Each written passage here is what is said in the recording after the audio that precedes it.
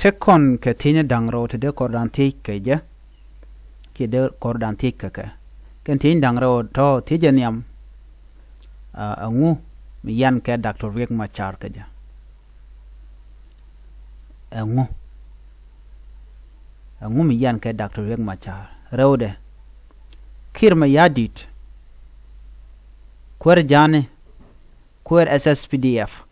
angu min jagade ke jamo rei wich ka nasir de nika to wa nang nuari angu mi jaka kamo akan kono ni amre ler kana me jiram jadid kan war online TV channel naga jen wo jinde subscribe ki der jen waka nasin ko kien ko gore jen wo de ler ti de ko kan ti ko kien kon gorgo jen wo de tin kon lat ko dinde ka ngach naga jen wo jinde subscribe la support ka channel ka deri notification bell ki lut de je twine committee ka ler mishi bare da shwa mala shubuga ji gwada dana pai urech kan tini kon bu ko dan tiki ka gwasa me to kon ke tin dangro angu mi yan ke Dr. Riek Machar ka jama why ke angu mi jakir ma yadi de ni to wa nuere wa kanako kan nasir ko jin guru jen wo bi lor bi ko la ngaj ko Dr. Riek Machar cha yen lor bang kir ma yadit neme e politik Dr. Riek Machar jen kwer aspele mayo murai kon ke jen gwada de kontena gwada wal telem shala aspele mayo telem shala aspele maje kuma kel shala aspele kuma de and Dr. Riek Machar kane Dr. John Garang de Mabur wude ba kula nak kwer Uganda ni Museveni ke 2005 gwade dan ngay kon diala no Dr. Riek Machar ka gwade dan don jarame dana de sos dan de je kef jarame dia kwer ba chaje be pal wude shal ka me kirma yadit cha jako jaram dan bi kwer amene wonat ne ke independent ke 2011 ne ideal chicken madano kirma yadit ala kwer gwade dan nuari chikana no me latke Dr. Riek Machar akan Dr. Riek Machar ngum kami kwer kami jakir ma yadida so I think everybody know this and ran ka kon ngeje me dan te lat karudin ran bele Riek Machar ngu mi jaki kirma yadit ko bala kwer neme ajene dan e cha luk nuarine jote ka rol tungwan me dan e kirma yadit me ja kwer mo cha jek chayu pal me chi independent ben cikir ma yadi chango de jala kwer cha kam kwer changa ni Dr. Riek Machar jara me dana kula let ka kwikir ma yadi me dana ko ingana okay the will campaign dung kir ma yadi le de Dr. Riek Machar a jene South Sudan a te kamal ko Dr. John Garang de Mabur pai liune en ode ko dong de chote ka rolton wana tok no teleje but me dala nuer jala no jang bana ka joyrar jang ba ka joyrar a jene dire la kon malalat jang bana ka joyrar mo koran ka wo tok jang tin bo lat kene no nuari shane nak wude shwal ka Dr. Riek Machar chane nak 1991 so that was the case and it warma lat ke jen 1991 aja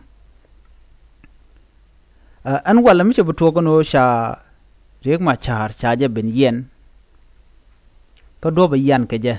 kana kon ngaje gwa ko ci konin kon lat ko ren chana kale jejen bor ajene ne chine let ka jow mi shanung a Dr. Riek Machar ne gang ne gat ko gang ne dora gang ne jagadan an lat ka ko e de ni kirma yadi de ni jane ko 90% ka jang by the way jang kan la no ngoto ken tere which ka wi yara diu ka nasr ni ka gwade dan jang ken tere which win dial ko ken content werten so chinwari chilo dien chetet ke lat ke jang another thing chego jegno dong de ka kunon ko ke dine bad ken ite konde tar ka kur ke 2013 2014 15 16 ka ben wala ken ite content kwanor ko target so aku gwa okay ko kwano ka kwane ko na kanore but chig wona ko biken go the con tin den werten chet ka go the con la nor ko ni en jekten bu karod yen latin mat ko ren tin ba chet ko gorken men nuore ano nang kan kwa ka nuere te ke tol bugum la kana nang la tax kan kana ka bom chena jal doy kana so chen kana da jek so adobe de nuere lelon de nuere da rod yik difen ajenda no kuile linga no shinere kontere you can hasa nuere ngwana nuere shiga shod yoga kume kirma ya dide na okay chako gwano te de dute gwa cha kwajen but de do ajen non ne de unify force ala mo gwa bes ko ngai kondiala so joje non unify force abre which ajen de dana bubute kel kane chuje di jak chukur dan chu tuɔɔk so ken konore de na mo ko ban yo jek ka dob dan ko konore dan la tiki jeno kirma yadit angume jaga de ke je banwer ba ko na ko ne re wike great apna state ka ba now nak ne ko re wike nasser dr yang machar jen a queras fele mayo ka jen vice president no eno chaje yen dore yan ka jamo ka dupton once ne de walar ka je ngo riga dana ci tore wike nasser ko iche jejen bor ke waya mi che ka law ko bi ka korbi keneter anyok wajen che promise mu don kana gore kana je fulfill wade nak wudu chalga general majur daktenena ko ne tame dan me che kana che ga jogo no wudu me tere wuluteme kim reid bab ko me jaga je ko awo ka juba chwayo nok so shame dan inshallah chialing me chale ne al chaje jak chure chu to gwire ne ale chwa majur dak chwayo nak ka crossfire ka chwa wutkel mela dung UN ran unimis mila gerba chwayo nak bonen gwadmo so naka ka kan yalka crossfire cha kulo naka cha lo nija so na mo me shinawe shu ji juba ala kwara ala shike pol nang ke wurshal ke cholton ba lok shu karwa chu kan lat ke juba shu kan jejen bor langa no point wut kan men shalma juda ko anang ka re wech ke juba ko ba jo toten no mo ne chwaje nok jejen bor ko ngai ke kene dong term larik so you can no baran ba janang momo chwaje ko lo mystic ka kore ko chia kan point ke chia kan nang so that reason me chop ko chai ku nang ni gwa jejen bor topo mo chikan kam ne ko la red cross kene content tente o de rande nang ten chwai chop ko juba chop de chwalo ko no ba ko ni kirmi yadi chola no ram chaje beto ba je to ne mi cha nuere cha ko connect that was the reason ka shukir ma yadi that moment chu de ni Uganda chu nongre wich ka juba an wo bugun wer bukan bunak chwa shene ne no cha chemical chwa be use cluster bomb na kan wore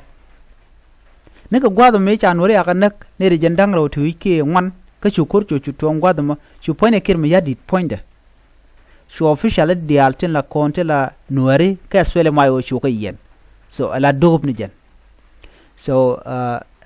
Dr. Riek Machar doap ko nije giga jen won nuer diala kontin la jechen bori wa kaneka kanga je gwano jejen bor ganka ni witele chigante ka politik but ka kwiko jena nuer kane to ko nuer anything mi chala nuer ba yik blame winga wi Riek Machar ko jaram gi ken jaram dana ngat ke long nuer so jejen bor so no mo jena danan ku tidial ku triggered ko we ne ko ba Dr. Riek Machar ba je yen ba je yen dor so ne me mishala dane Riek medit akir ma yadit okay ke 2016 me ci kor me ci tuɔɔk cuma char choro da bare wiki juba ka jeron kin dangral wal bakale dan ka shukan kirma shukan Dr. ma char shukan gwanyen wo jene je ramadana to kor imagine jen wirere ka ba de ni ko na karar ka bay bin gwanyen wo jene je ramadan to kor win mon nga jene makele o tare e kaj tele tong de ten the international pressure ala international community chigane de content ka Sudan kan South Africa wachu kana matpinya no Riek Machar ba mal bajeno Riek Machar chu mal chu nok no ba mal ba jalat ke mukul te ka o ba 2010 peace agreement ba jatanyo o chine ti chiga matika no Riek Machar mi jino o chi jin to koro e mala be lo de ala welat ko wide so Riek Machar chu mal chu lar mi jenta de chan mal tan chital mal mlogo but chi chude me cheje nok chim chude chale kira maya di cheje nok okay chianok jenen chine belet ko nga ko ne Dr. Machar so chugulat already but chang me chamal ja tan chianok chopan bine tanya mal but chine belet kel so you guys seen it 2018 me che jien che ore wich ke juba chu tere which ala symbol ka we atel de changa kel de kelu cha banrar mu kon ben ka re de jagwa de men ngumi mi jak kir ma yadi de kanasir ka jamo ala SSPDF a tribal militia Reudian dia 90% ka jang you know kir ma yadi take a tactic jen use the SSPDF ala de ni ke alo bugu nuer bukan kanak SSPDF e ma de ni jana dial jaga kula bilium kata nuer ti cha kok yo katanji ko tira ya kok yo ti koy gama dana le roda jaga gwade dan me to kurga 2013 2014 la jaka by the way te nuer bunak te nyinga nuer riuden dial kaji ko tira ken 63 tribe dial ci ren maten kuy ken manana ter kan la ya kap ko na chuer kap ko ba na kor bugu ben nyinga nuer. So that's what is happening. A nyok point ni paname me charo ye chalat fonde re wich ka juba wa ni re kon la prisoner kid ni to lo yene kan dial wa cha nyok me kwa ka lat gwa kel ba ka nan kor ka get happen na state kana ka malakal kana ka juba ba ka nan niam kor kwa ke skat neten konte la de ni kin yadit ko loko no bilu ala inment te ki de nditi wa amina kan jidul yentiti wa kan tike duere di tanin ndong de rande je nak tanin te ka de ro so by any mean gorga jen go de ram de jaw nak niam kur so je kan no e ke useful kan eti te de nyin kan ware so they did that back in the day. Even right now they are doing it. They are using prisoner to fight their war. Just go big attack like what they are doing Ugandan. They bought Ugandan mercenaries to kill more people. So, and kuma kin yadi chi kuma de larno kuma banana ngade. So me chi kana SSPD me chi kana jakre which can answer. Akan kana jakcha jo yana ay jin chu de ni shu ka non kanasir. No guru je be mal bedetina jin non ni ngwa mo tel kor mi chin to jina non non de ni tin la unify force. Chu look tene te konti la transitional government te ten bitka peace monitoring but bitka kene ti kene konon kulte ko mete ene mube chame ke kirma yadi ke dakre ma char be kene yikta geneja ede kwa mube no be kene yiglo ba kid jo cha logo na me chete ka constitution chete ka peace agreement cha tange 2018 so by any mean it is against 2018 revitalized peace agreement namo they cannot but they fail to do that so you can look no let kana. So Kirma Yadit, he went ahead deploying SSPDF, which most of them 90% they are purely dinka. Okay, she will go back deploy, but she will not take on the factoring machar. Kes pele mayo, Kwang Chorale, Milanuer, Ganasser, she Johnson Ulun, Melautada, Metiek, Kajinasser, a la neighbor Kojan, one theater, take a key. Chu bishop force and kula tie ka wulang ke ka nuere chu ka nyoka muko mat gwas kel la dich gore jen wo ko integrated into one unified force a chol kan national army SSPDF ka this bishop force can purely white army dinka white army and agwele force ke purely chuluk white army kaka chirkamentin nuer ka white army. So SSPDF chwa yo jak men me ya jogo yena no yun 54 kan loko bum widian ko ngen tekan ga meti dit tekan ngun whatever. And another thing jel kan km ko cha kanak wi yara diu ke cha wi yara diu cha ja kap ngwan nuer so chu kan gorno be kan wo jamo bi ka chopten ka bom nan tekaka. So that was the main reason kaka. So men me cha deploy so me chi nuer you can retaliate after that me chi kan gujeno boko ka kare nyale kum kirma yadit baka chukan wi yara diu chukan shodak. That was the main ngatugomo kirma yadit. So kirma yadit jen gore jenwo bereng ma char beje jen batala way ma dopa je keje jen chaon ka western bargazal cha fail chaon ka western equatoria cha fail teram chor de je. So the only way am benamo beje triggered keje mi choka great hapana state gwad dan nuer tiketen a chang na mo ne to chicken ring ma char chicken support by any mean they will respond massively.